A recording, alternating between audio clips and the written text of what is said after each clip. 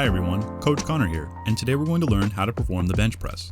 Also known as a touch and go bench press, it's what most people mean when they ask, how much you bench?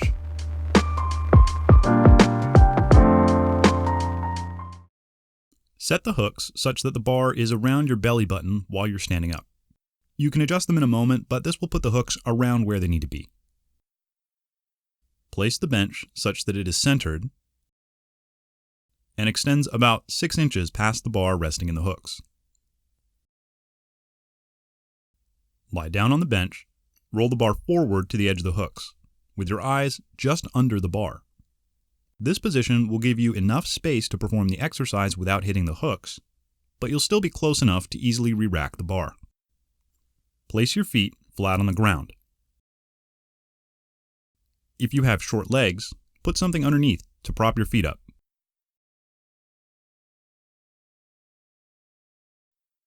Take a grip on the bar about 1 hand length out from the smooth. Pick a spot on the ceiling, or in my case the garage door, and stare at it for the entire set. Do not follow the bar with your eyes. Keep your head on the bench and don't move it around during the lift. Pull your shoulder blades together and push your chest up as high as you can get it. Keep your feet flat on the ground and squeeze your glutes to keep your body from moving around. Do not let your butt come off the bench. Take a big breath and lock your arms out, holding the bar over the hooks. With locked elbows, swing the bar out until it is in balance over your shoulder joint. Lower the bar until you can touch your t-shirt and then drive the bar back up. Take a quick breath when the rep is locked out. Repeat until you have completed your set. With your final rep locked out, return the bar to the rack. That's the bench press. Let's break it down. Make sure that every rep touches your shirt. Resist the temptation to reduce the range of motion when the weight gets heavy or you get tired. If it doesn't touch your shirt, it doesn't count.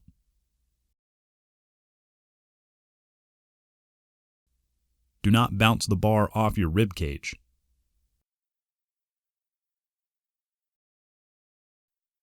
You should touch your t-shirt and come straight back up.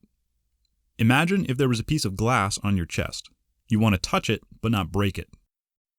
Your touch point should be on your sternum, around just below your nipples.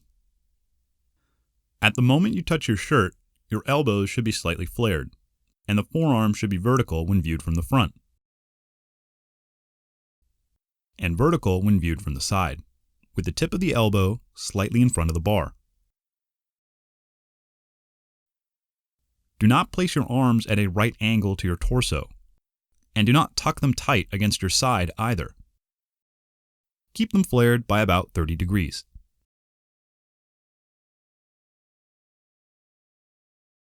Do not allow your forearms to be tilted forward or backward. At the correct touch point, they should be vertical.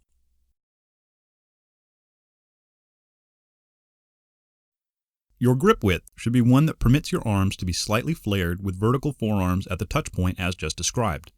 About 1 hand width away from the smooth portion of the bar works for most people, but you may need to adjust a little bit based on the shape of your body. I recommend what some refer to as a bulldog grip. The bar will be resting near the base of your hand, slightly diagonally across the base of your thumb. The pads of your fingers will be placed on top of the bar pressing downward, and your thumb will be wrapped around the bar. Your first row of knuckles should be pointed towards the ceiling. There should be a gap between the middle of your fingers and the bar. This puts the bar directly over the radius. Your wrist will be in about 15 degrees of flexion, and the bar will be sitting diagonally across the base of your thumb along the radial longitudinal crease. The reason we want to grip the bar in this manner is to eliminate the unnecessary moment arm between the bar and your wrist joint. By setting the bar in this spot, it should feel like the bar is sitting in a groove in your hand and it won't want to move. Set the base of your palm against the bar at the correct distance. Point your fingers toward one another and let your arms rotate in slightly. Place your finger pads on the bar and wrap your thumbs around the bar. Do not allow the bar to roll back into your hand.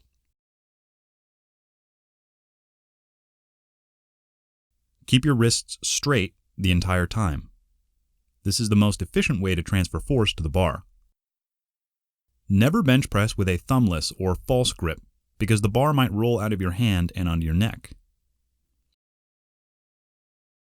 The correct height for the J-hooks is one that allows the bar to easily clear the hooks by extending your elbows when moving the bar out, and hit the uprights with locked elbows on the way back in. If you have to roll your shoulders forward to get the bar over the hooks, that's too high. If you're missing the uprights when re-racking the bar, the hooks are too low. When taking the bar out of the rack, move the bar over your neck only after you have locked out your elbows, and only return it to the rack after you have locked out your elbows. The bar should never travel over your neck with soft elbows. Resist the temptation to lower your first rep diagonally over your face from the rack, and resist the temptation to press your final rep toward the rack. Failing a rep over your neck is not a good idea. When returning the bar, hit the uprights and slide the bar down into the hooks. This way you cannot miss the hooks. Do not aim directly for the hooks because you could miss. When spotting the bench press, the spotter has 3 jobs. Help the lifter move the bar from the rack to the start position. Help the lifter return the bar to the rack after they have locked out their final rep. And to help the lifter return the bar to the rack if they fail a rep.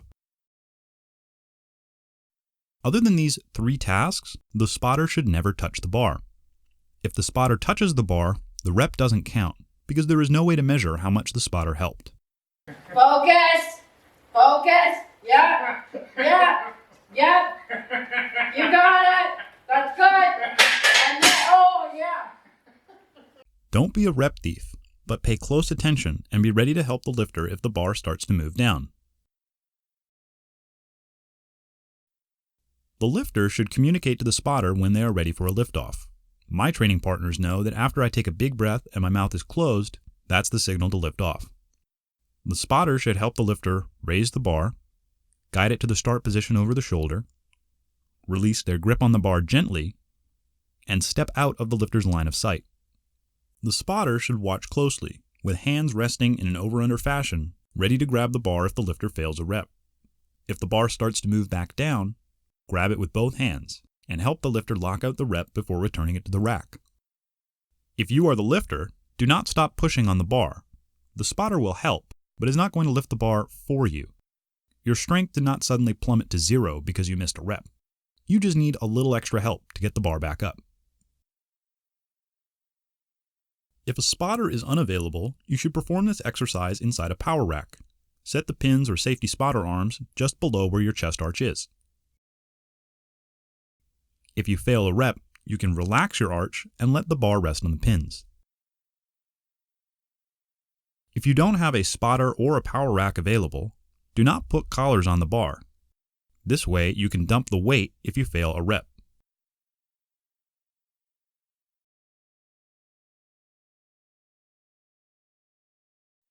Benching with an arched back will allow you to lift more weight. It reduces the range of motion slightly, allows you to use more muscle mass, and offers better leverages compared to benching with a flat back. The idea here is to arch our lower back and push our chest up high and use our legs to stabilize the arch. Once you have gotten tight and set up your arch, do not relax even for a moment. You'll never be able to get as tight as you did before you unrack the bar. So get tight and stay tight. The more air you hold inside your lungs, the higher you'll be able to get your chest up, and the more stable a base your torso will be. Do not release your breath during a rep, as this can cause your chest to collapse.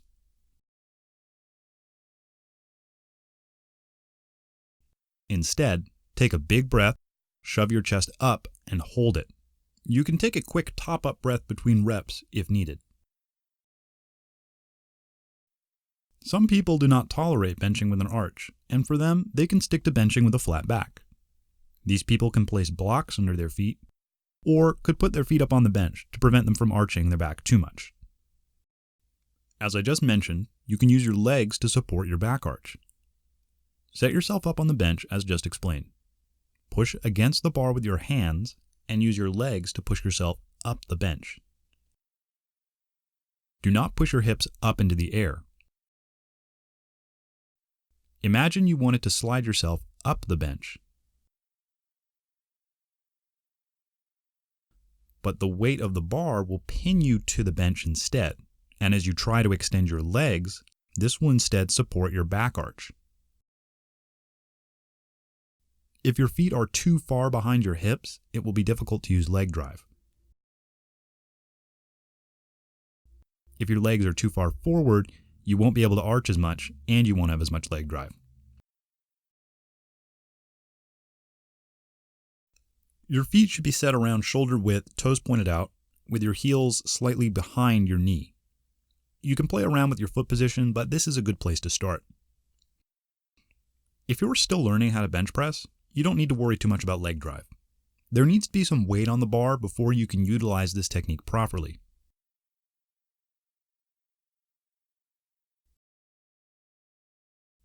While we're on the topic of foot position, it's not uncommon for beginners to make the mistake of moving their feet around during a set or nervously bouncing a leg while benching. Remember, set your feet when you are setting up, but do not move them around during the set. From our perspective on planet Earth, gravity pulls objects straight down. The most efficient way to perform work against gravity, then, is to produce force straight up. Therefore, the ideal bar path is theoretically a straight line without any horizontal movement. But unlike the other barbell lifts, the bar path for the bench press that permits the heaviest weight to be lifted is not actually a straight line. In a proper bench press, the bar will move away from the shoulder on the way down, and toward the shoulder on the way up, in a path that somewhat resembles a J. Although this involves horizontal movement that we might otherwise want to avoid, the better leverages and increased muscle mass involved are worth the trade-off. Very heavy bench presses will converge on this bar path, even accounting for different setups, techniques, and body types. In effect, this means you should not push the bar straight up off the chest, and do not push it away from your shoulder. Instead, think about pushing the bar toward your shoulder as you are pushing off the chest. It is a common error for beginners to roll their shoulders forward when locking at a rep in an effort to move the bar further. This is counterproductive. As we've just covered, we want to keep our shoulder blades pinned together because this creates a solid base to push off of, and it allows us to keep our chest up. And once your shoulders have rolled forward, it's hard to put them back where they once were.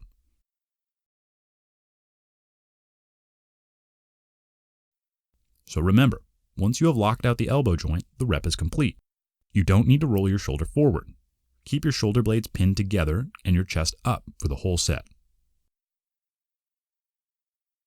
That's all. I'm Coach Connor. Thanks for watching. Please like and subscribe to help the channel, and leave a comment if you've enjoyed the video. Next in this series, we will be covering how to deadlift, so stay tuned.